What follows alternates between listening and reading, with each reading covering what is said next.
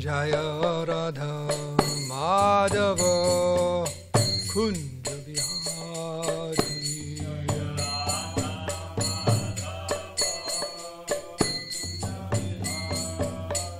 Jaya Radha Madhava Kunja Bihari.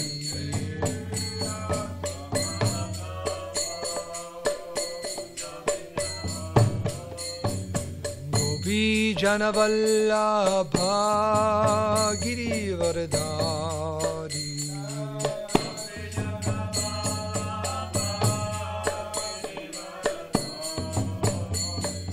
Gopi Janavallabha Girivardhari.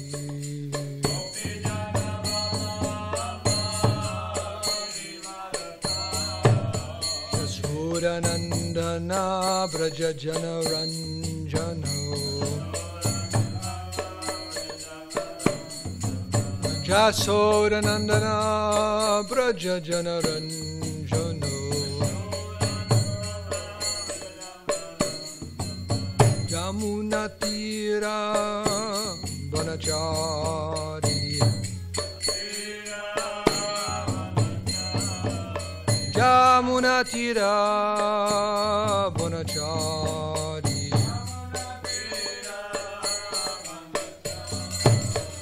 Jaya Radha Madhava Kunja Bihari. Madhava Kunja Bihari. Jaya Radha Madhava Kunja Bihari.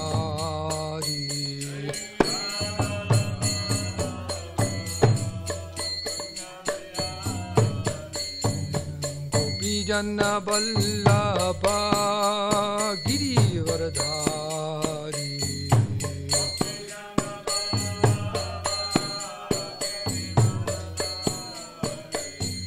Gopi Jana Vallabha Girivardhari.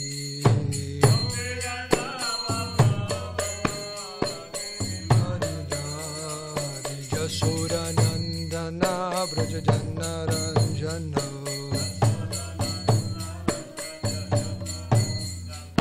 Jasodanandana Braja Jana Ranjano. Jasodanandana Braja Jana Ranjano. Yamuna Tira Vanachari. Yamuna Tira Vanachari. Jai Radha Madhava Kunja Bihari.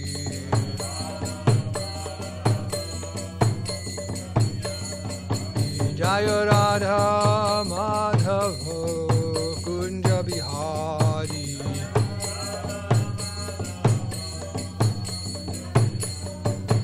Jaya Radha Madhava Kunja Bihari.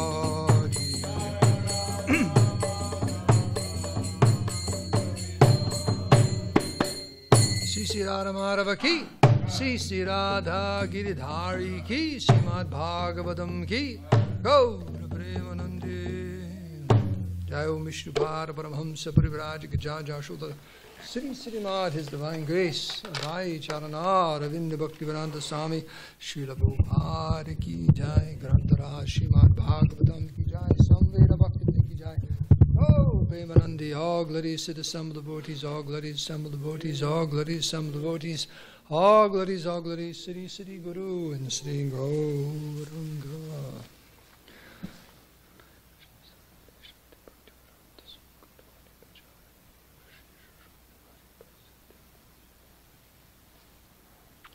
This morning, reading from the fourth chapter of the fourth canto of Srimad Bhagavatam, chapter 12, verse 12. Om Namo Bhagavate Vasudevaya. Om Namo Bhagavate Vasudevaya. Om Namo Bhagavate Vasudevaya. Narayanam Namaskrityam Naram Chaiva Narottamam Devim Saraswatim Vyasam Tato Jamudirayat Srila Prabhupada Ki Jai.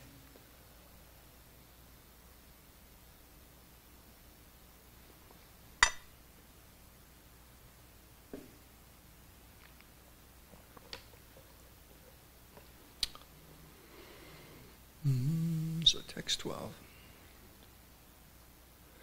Tamevam Shila Sampanam Brahmanyam Dinavatsalam Goptaram Dharmasetunam Minire Pitaram Prajah Tamevam Shila Sampanam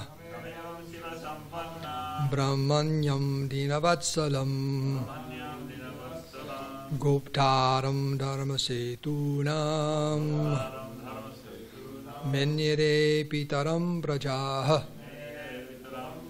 Tamevam Shila Sampanam Brahmanyam Dinavatsalam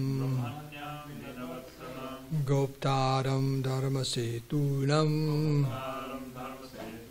Menire Pitaram Prajah Tamevam Shila Sampanam Brahmanyam Dinavatsalam Goptaram Dharmasetunam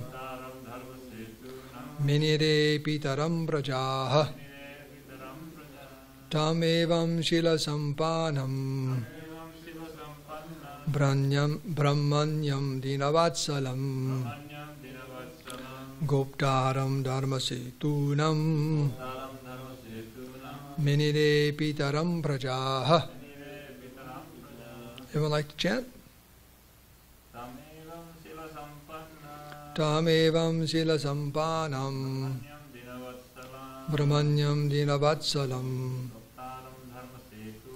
Goptaram Dharmasetunam Menire Pitaram Prajah Tamevam Shila Sampanam Brahmanyam Dinavatsalam Goptaram Dharmasetunam Menire Pitaram Prajah Tamevam Shila Sampanam Brahmanyam Dinavatsalam Goptaram Dharmasetunam Menire Pitaram Prajah Tamevam Shila Sampanam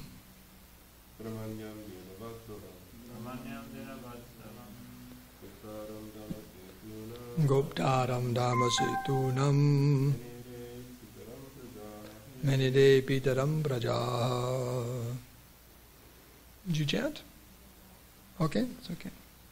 So, word for word. Tam, him, evam, thus, shila, with godly qualities.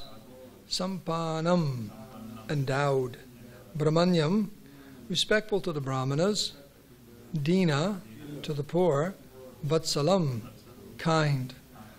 Goptaram, protector. Dharmasetunam, of religious principles. Menire, thought. Pitaram, father. Prajaha, the citizens.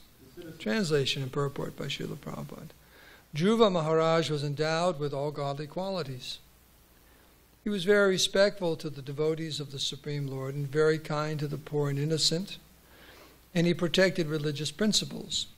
With all these qualifications, he was considered to be the direct father of all the citizens. Please repeat. Dhruva Maharaj was endowed with all godly qualities. He was very respectful to the devotees of the Supreme Lord and very kind to the poor and innocent. And he protected religious principles. With all these qualifications, he was considered to be the direct father of all the citizens. Purport. Personal qualities of Dhruva Maharaj described herein are the exemplary qualities of a saintly king.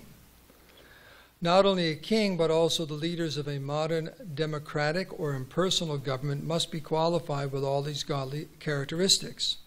Then the citizens of the state can be happy. It is clearly stated here that the citizens thought of Dhruva Maharaj as their father. As a child, depending on the able father, is completely satisfied, so the citizens of the state, being protected by the state or the king, should remain satisfied in every respect. At the present moment, however, there is no guarantee by the government of even the primary necessities of life in the state, namely the protection of the lives and property of the citizens. One word is very significant in this connection, Brahmanyam. Dhruva Maharaj was very devoted to the Brahmanas who engage in the study of the Vedas and thereby know the Supreme Personality of Godhead. They're always busy propagating Krishna consciousness. The state should be very respectful to societies that distribute God consciousness all over the world, but unfortunately at the present moment there is no state or government support given to such movements. As for his good qualities, it is very difficult to find anyone in state administration with any good qualities.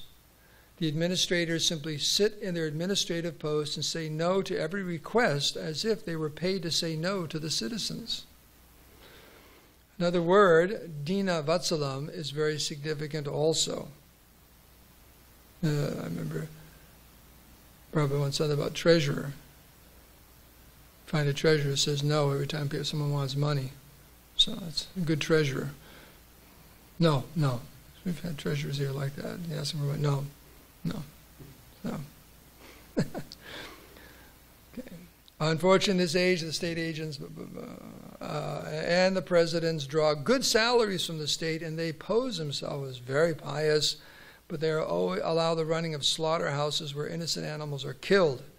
If we try to compare the godly qualities of Dhruva Maharaj to the qualities of modern statesmen, we can see that there is no actual comparison. Dhruva Maharaj was present in the Satya Yuga, as will be clear from the next verses. He was the ideal king in Satya Yuga. The government administration in the present age, Kali Yuga, is bereft of all godly qualities. Considering all these points, the people today have no alternative but to take to Krishna consciousness for the protection of religion, life, and property. Om Agyantimirandasya Gananjana Salakaya Chaksulun Minitam Nena Taismai Sri Gurve Namaha Sri Krishna Chaitanya Prabhu Nityananda Shri Advaita Gadadhara Shiva Sri Gaur Bhakti Varinda Hare Krishna Krishna Krishna Hare Hare Hare Ram Ram Ram Hare Hare Vanchakapatirubhasya kripa sindhu bevacha patitanam bhavanebhyo vaishnavibhyo namo namaha. So with your good wishes, I'll try to say something. I request that the door be open just a tad. Let some air in here. So Dhruva Maharaj was endowed with all godly qualities. He was very respectful to the devotees of the Supreme Lord and very kind to the poor and innocent, and he protected religious principles. With all these qualifications, he was considered to be the direct father of all the citizens. So they're starting to warm up a little bit with the new the run for president, right? Yeah. Even though it's a year and a half away, candidates are coming forward and they're having all kinds of town meetings and discussions and interviews and like this. And just imagine if someone said, "Oh, why should you be the President of the United States?" Well, I have all godly qualities. I'm respectful to devotees of the Supreme Lord. I'm very kind to the poor and innocent, which includes not only human beings but all living entities. And I'm I protect religious principles. Sorry, ding, you're out. Don't even bother. It's Kali Yuga. Should have run in Satya Yuga. It's Kali Yuga. So as Prabhu says, if you compare, there's no comparison. It's Kali Yuga. But still, intelligent people and devotees, they benefit very much and are enlivened to hear the qualities of Dhruva Maharaj, at least to understand what the standard is, and to understand that without this standard, no one's going to be happy. the citizens will never be happy. You know. It says here, these personal qualities of Dhruva Maharaj, they're the exemplary qualities of a saintly king. And Prabhu said, it doesn't even matter what kind of government you have. It could be a monarchy like this, it's described. It could be democracy. It could be dictatorship, communism, which is so-called, you know, that's probably refers to impersonal government. There's no one really, you know, we're all sharing. Whatever the political or governmental policy is or format, if the leaders have good qualities, then the citizens will be happy. If there's a good king, if there's a good president, if there's a good prime minister, if there's a good this, a good that, in the sense they have godly, good qualities, then the citizens will be happy. All of these systems will work if the person's God conscious. If he's not God conscious, it doesn't matter what it is. It doesn't work. Even if it's a, what's that called? When you have a religious leader? Is that oligarchy?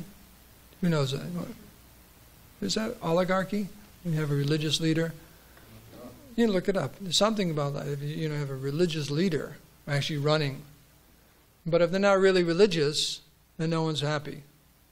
And just like the, not to pick on the Roman Catholic Church, but you know, from centuries there in Europe, the Roman Catholic Church kind of oversaw things. They're very, very powerful, and even oversaw, or they're the last say, even with different kings and queens in Europe, whether you know, and they had a history of not a good track record. A lot of things they were doing. So, I'll give you one example. I heard this. Hridana Maharaj gave a lecture about the first crusade into the Holy Lands. And the Pope actually sent all these kings and princes because in Europe there are so many of these different little feudal states, they're all fighting with each other. It's like a bunch of brothers in a room just beating up. You ever grow up with brothers? You ever grow up brothers? You grow up with brothers? You ever grow up with brothers? You have brothers? So brothers sometimes pick on each other. You ever experience that? Yeah, so did I. I wasn't the youngest, but I was the smallest. I got it. So anyways, brothers pick on each other. Right. So anyways, all these princes and kings were fighting with each other and this and that. So he had an idea, why don't we just get them all together and send them off to the Holy Land and get it back from the infidels and reclaim it, Jerusalem, as a Christian state. Okay? That was the idea. And of course, I don't know how many crusades there were, but there were quite a few crusades. But this is one of the underlying reasons for it. You know? So it's described that they got there and they sent a message back to the Pope that we don't know who's a Christian and who's a Muslim. You really can't tell them apart. What should we do? He said, kill them all. God will figure it out. That was the Pope's answer. Kill them all. God will figure it out. So what kind of leader is that? Anyways, that's an example. So, what is it oligarchy? Is that what it is now? No. Okay. Theocracy, okay. What's oligarchy? Small group of people, okay. So, it's clearly stated, thought through Maharaj. Then it says the citizens, at the very end here, this praja, the citizen, menire pitaram praja, they actually felt Dhruva Maharaj was like a kind, benevolent father. They actually felt it.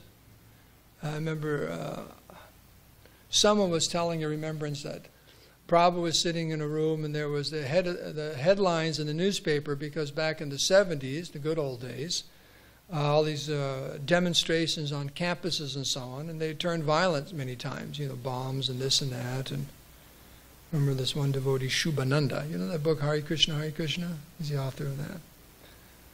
And he said I met him in Boston back in the old days. He wanted me to help college preaching with him. But he said he used to be one of those students who jump over the wall and throw bombs. You know, radical students, you know, down with the war in Vietnam and this and that and the establishment. But anyways, the front page was about Nixon, President Nixon, ex-President Nixon, being very, very frustrated, you know, what to do with the youth in these colleges and all these problems. And Prabhu was making the point that they won't listen to anything he says because they have no affection for him. They have no affection for him, no feelings for him. And you get the example, just like a Vedic king, They actually felt he's like my father. They actually felt that he had some concern for us and love and affection, and was actually providing the necessities of life and actually guidance towards the goal of life. So just like a father, one has affection for the father. So, and the Prabhu said, I can ask my disciples to do anything because they love me and I love them. And it comes through. But there was no, so that was the example he gave from the front page of the newspaper. Why there be, he can't control them because they have no affection for him. They have no feelings for him. So whoever's in charge should be of such good character. And this is, what is this? Dina Vatsalam, very, very kind to those in need. It says here, the poor and the innocent. And that's basically everyone. In different ways we're poor, in many ways, materially or spiritually. So that comes through, that one is very kind and helpful and trying to help people instead of exploit them. You got one or the other. You're either going to help someone who needs help or you're going to exploit them. The weak. What is that verse in the Bhagavatam? Jivo jivasya jivanam. Like that. The weak are the subsistence of the strong. Like that. And, right? It says the four-handed are the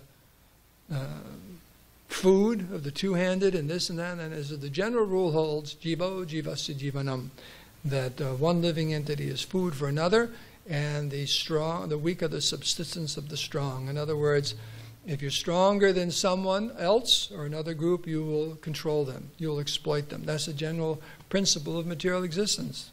That's just it, because of envy in the heart, like that, and all kinds of lower qualities. So to rise above that, and when someone is less powerful or less significant or less this than you, what do? You help them. You help them. You don't exploit them. That's why they have the movements of the communism or the sudras or this or that, the exploited masses of people. Aren't people exploited? And they say that 1% in this country controls like 90% of the wealth. Now that sounds like you got an argument for some kind of exploitation. 1% controls like 80 or 90% of the wealth. That sounds like inequality. Something's going on, right? In fact, if you study modern economics, in the name of advancement and so on, everything's organized in such a way that the huge mass of people are exploited by the wealthy. All the different systems are put together and so on. One example given, because they're trying to rebuild these trolley lines here in SanDiego, but if I remember Advaita sent me this movie about urban something or other. It was a whole history of urbanization, and one example is given about transportation. They used to have all these trolley lines in these cities and so on, and they dug them all up and covered them, and now everyone has cars. Now, do you think that's just a miracle of modern advancement and benefit for the people to all have cars? That was actually orchestrated very carefully by the car industry. And they paid off all these politicians, so people no trolleys, and everyone had to buy a car. And this whole industry of the cars rose up, which is people can't even afford them. They're so expensive, gas, this, that, everything, no public transportation, pollution, all those roads, the whole thing, all the glass and steel and rubber and this and that, and how many hundreds of thousands of deaths on the highway every year. But it was all carefully orchestrated by big corporations, car industry, back in the 60s and so on, to force people to have cars. It wasn't a sign of benevolence, it was manipulation.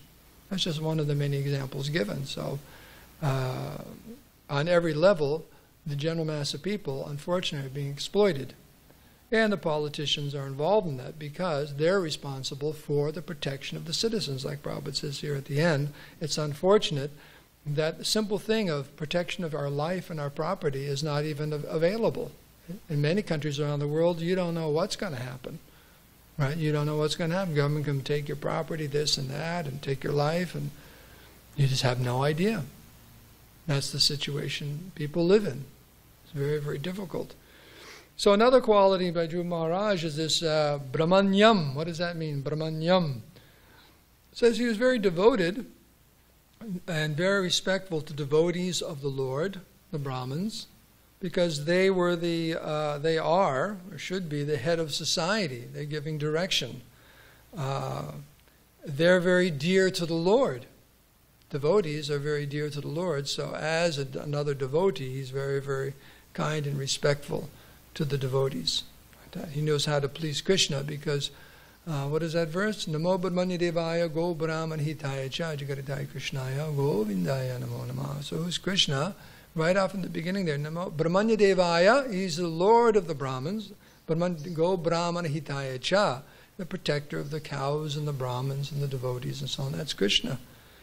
So Dhruva Maharaj knew the etiquette to be very, very devoted to the Brahmanas and devotees, and he also knew by maintaining them, society would have proper guidance. Who's guiding society today? Do you ever wonder?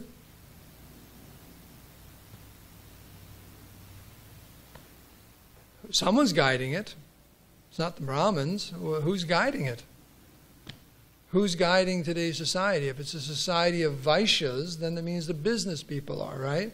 If it's a society of Sudras, Sudras are. If it's a society, right? There's no Brahmins guiding today's society. There's no the intelligence. No. That is shut. Yeah. That's there also. This is right in the Bhagavatam. But everything's about profit. You listen, because I was listening last night, part of this, some of these politicians that are running, you know. And they're saying all these different things they're going to do. And one was about the environment. And I said, why doesn't Bernie say anything about the cow industry? It's the greatest, biggest, all the other causes of environmental problems added together don't add up to the damage that the meat industry is doing to this planet. Why doesn't he bring that up when the students stand up and say, what are you going to do about, global warming and the environmental issues? And they talk about fossil fuel and this. How come no one will say the real truth, the really inconvenient truth, that it's the meat industry that's destroying the environment more than anything else, deforestation and this and that? Why won't they say it? Why do you think he's not going to say that? Because no one's going to vote for him. That's why he's not going to say anything about it. Even if he knows it, he's not going to say it. Right? They're just not going to say it. They're making all these promises. And the real thing is, why are people, all about alleviating our suffering. They're making all kinds of promises. We're suffering in this way, what's your policy? We're suffering in that way, what's your policy? No one says, well, you know why we're all suffering? What's the cause of suffering? In our understanding, what is the cause of suffering? Let's bring it down a notch. That's really philosophical. Sinful activities, right? That's the cause of them. But we're causing pain to others, and it's coming back to us. We're not going to say that.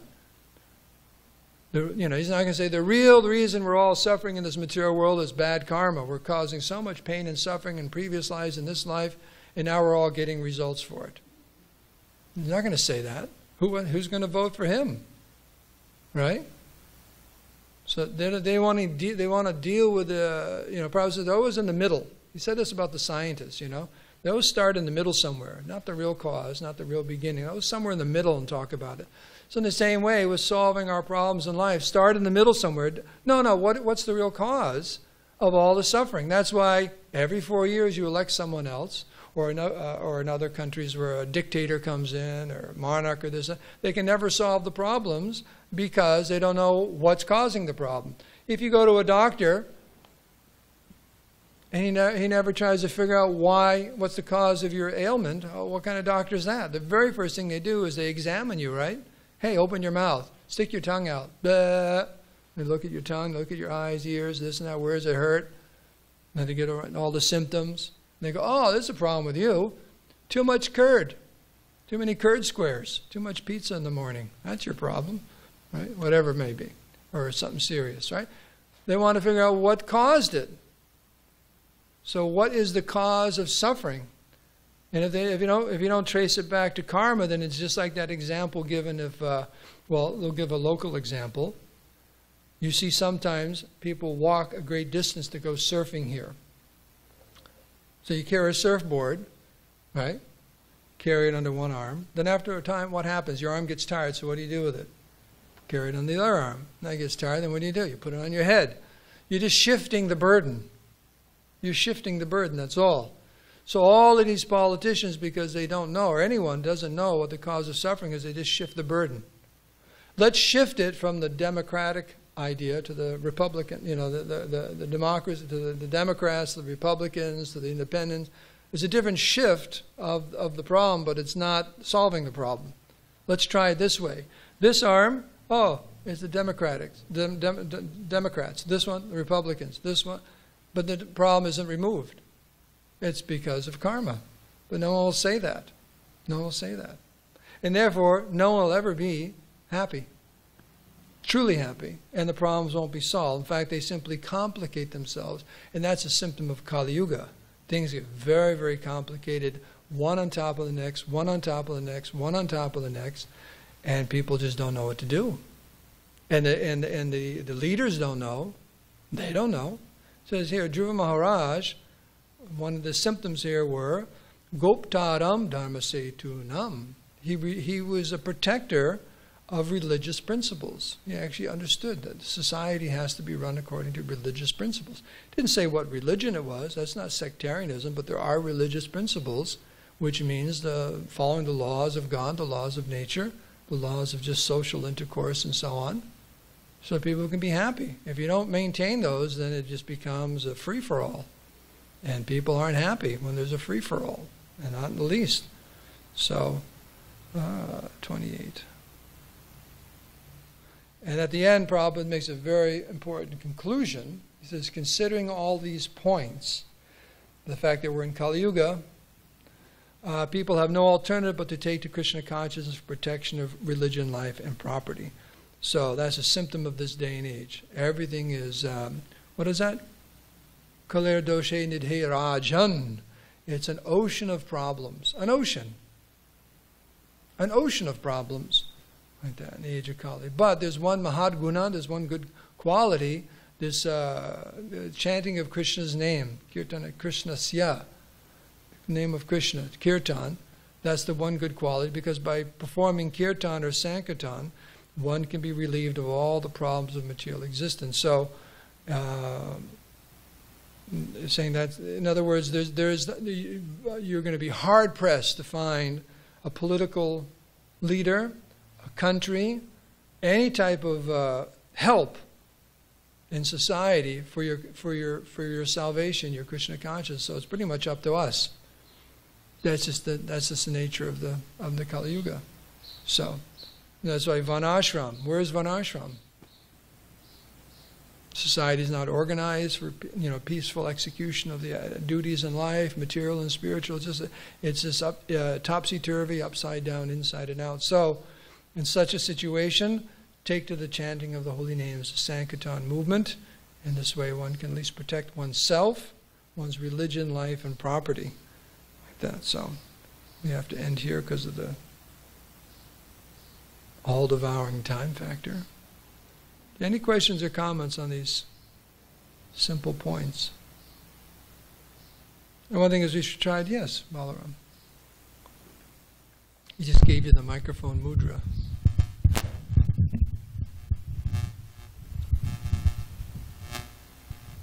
Yeah, Prabhupada, but he said a few places that because of people eating meat, there's these collective karma. There's collective karma, and he said therefore every 10 years there's big wars where people they get together and they kill each other.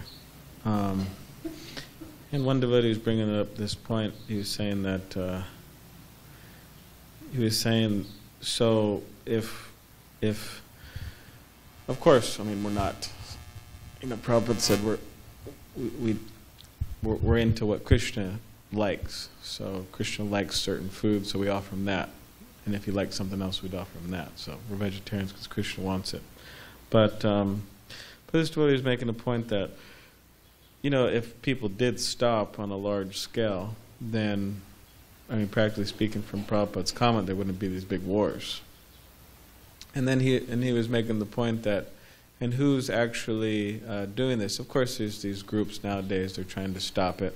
But at least within the religious world, I mean, there's so many churches all over the place, and very few of them, practically almost none, preach this idea of nonviolence and actually follow it in terms of diet. And also other people. So, yeah, I mean, in relation to that, it's like practically Krishna consciousness is the one who's actually, standing behind that, seriously. And so many other things, too. So, yeah, obviously it's very important, ISKCON and preaching and all that, so. And another take-home, or take to the ashram lesson, is we should try to develop these qualities. That's when you hear the Bhagavatam is full of the descriptions of great devotees of the Lord, so we should try to listen and imbibe the qualities they have. It's not just for kings. Any human being should be endowed with godly qualities, be very respectful to devotees, be very, very kind to others, to the poor and innocent, everyone, and protect religious principles. That's just human life. That's human life. And because he was in the position of a king, having those qualities, it affected his whole kingdom. If you're the CEO of a company, it would affect the whole company. If you're a parent in a family, it affects the whole family. If you're a temple president, it affects the whole temple, or church, or religious organization, or whatever. So this is just a reminder of the good qualities that everyone should be trying to develop. And if they have them, what an effect it has on their own lives and the people who are dependent upon them. That's a good point. Okay. Damodar, you have any questions or comments? Okay, so we can end here. All glories to Srila Prabhupada.